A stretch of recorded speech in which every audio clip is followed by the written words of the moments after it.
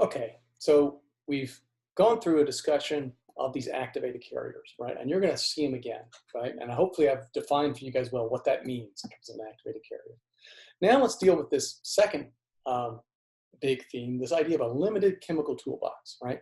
And when you boil it down, not all of, but a large fraction of intermediary metabolism can be explained with about 6 basic types of reaction, right? Oxidation reductions, ligations, isomerizations, group transfer, hydrolytic reactions, and then addition and removal of functional groups, right?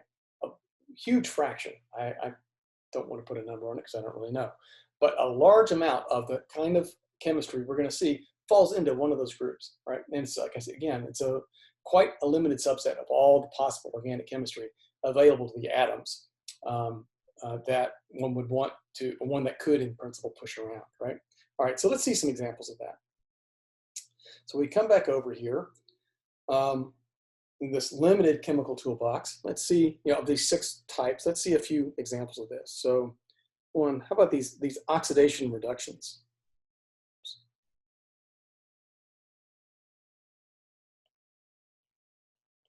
Right, you're going to see a lot of oxidation and reduction reactions, right? And so an example of something like this would be taking a molecule like this guy, a little dicarboxylic acid, alcohol group hanging off of it here. You guys may or may not remember this guy, but that's malate, right? And one of the things we're going to do with malate, as you'll see, is take some NAD plus here, and we're going to oxidize that alcohol group, turn it into a carbonyl, to generate a molecule. It looks like this, which is, of course, oxaloacetate.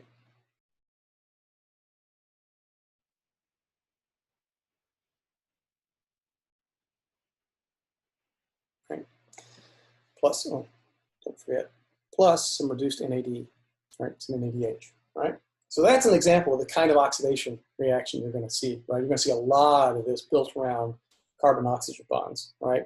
Making alcohols, turning them into carbonyls, right? Another example of an oxidation reaction. Here's another one, right? You're going to see. We take a different dicarboxylic acid, cousin of that dude right up there that I just drew out.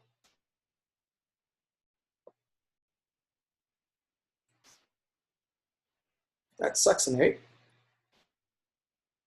right? And there's an important piece of metabolism that needs to basically put a double bond into succinate, right? So in this case, like I mentioned before, we're going to take some oxidized FAD, right? And we're going to turn succinate into fumarate by oxidizing those 2 and 3 carbons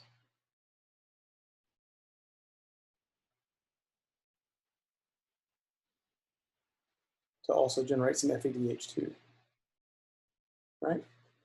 Right, so that's an example of the kind of oxidation reduction reactions you're going to be seeing, right? Putting in carbon-carbon double bonds like that by sucking a couple electrons and protons off, messing with the oxidation state of carbon-oxygen bonds, right? Okay. How about ligation reactions? All right, that was the next one in our list, right? This essentially involves the formation of carbon-carbon bonds, right? So a good example of this is carboxylation reactions. And you're going to see a few of these. So we're going to take as an example this guy. That's pyruvate, which you may remember, right? And one of the important reactions we're going to see is that we need to basically carboxylate that carbon, right? And we're going to exploit, or the enzymes that do this are going to exploit the acidity of those protons that are alpha to that carbonyl group to turn them into a pretty good nucleophile. It's going to take some energy. Doesn't come for free, right? It's going to involve taking some CO2, some ATP, and some water, right? But it's quite possible at temperatures and pressures accessible to life to activate that CO2 group and get it to carboxylate that carbon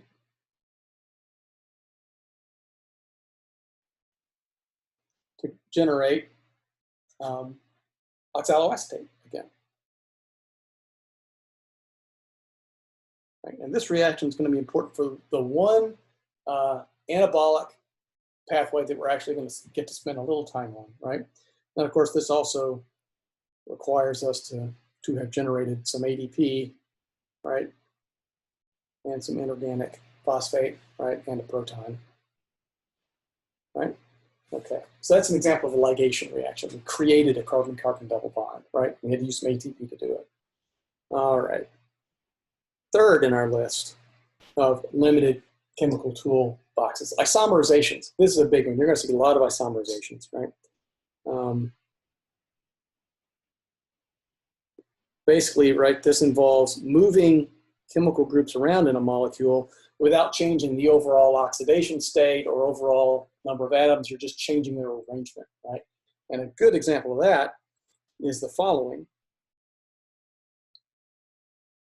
right? Which is to take this tricarboxylic acid.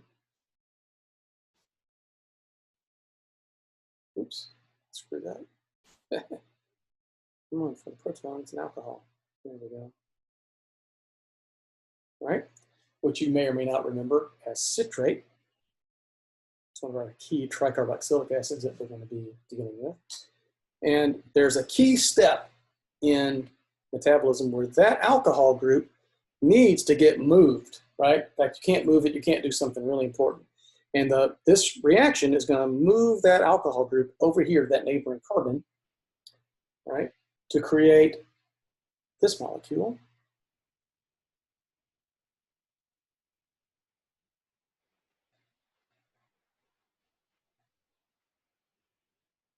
Which is, of course, isocitrate. Right? So isomerization reactions like that, again, are going to be things you're going to see quite a bit. Right? Okay. Group transfer reactions. That's fairly generic, but it generally is going to involve taking a group, right, more than just one atom, like a group of atoms, and moving it from one chemical species to another, right?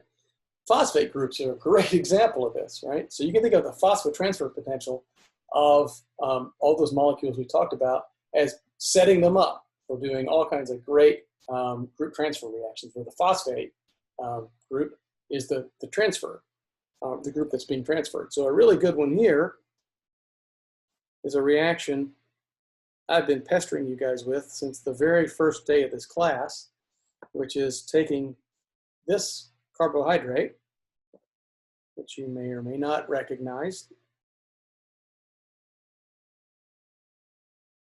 That's glucose. Okay.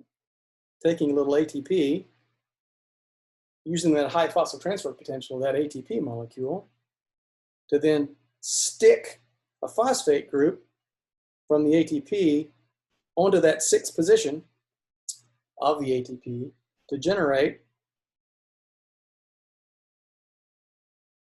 again, that product that I've been pestering you guys with almost from the beginning of class, right? Let's just do it that way. P.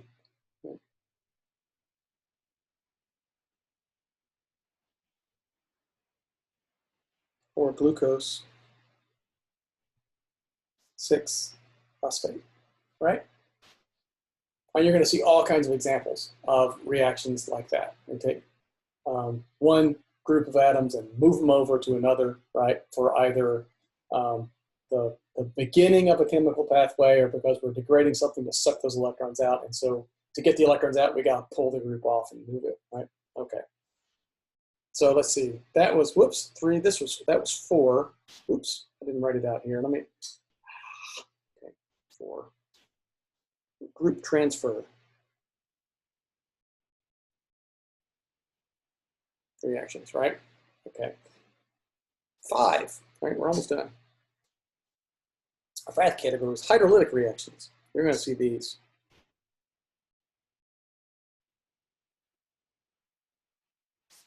where some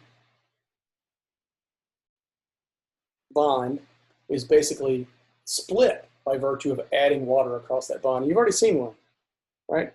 We've already talked in detail about an example of this, right? We'll just write this out and see if you guys recognize it here. Whoops, let me stop it. Oh, that's worse. Okay.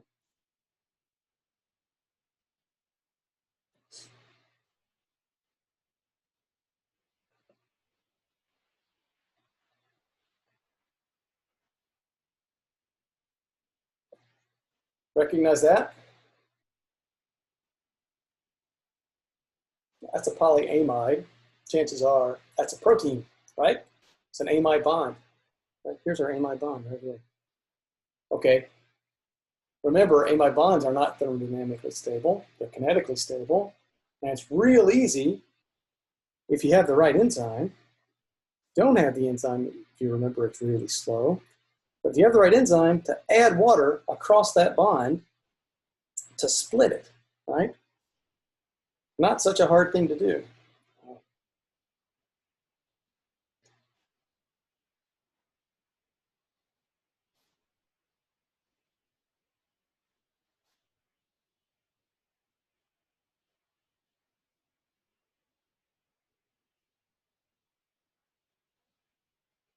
Right? So hydrolysis of bonds, amide bonds, ester bonds, other types of carbon-nitrogen or carbon-oxygen bonds is going to be a really important set of reactions. You're going to see a lot. But again, it's fairly simple. It's the addition of water across those bonds, right? Okay. Finally, last sub-reaction type, and this one is kind of annoyingly generic in terms of how it's classified. This is the sort of addition or removal of functional groups. Right.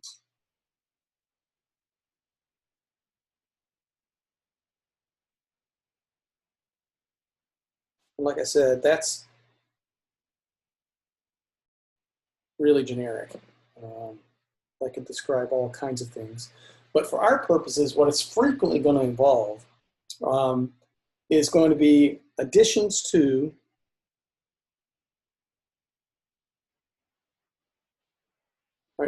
or creation of, or I say formation of, carbon-carbon double bonds, right? This is what we're going to see a lot. And here's just one example of this, right? Take a molecule that looks like this.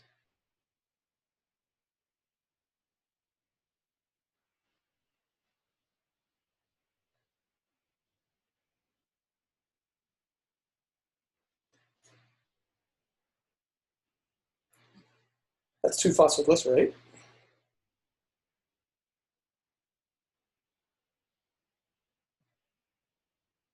Right?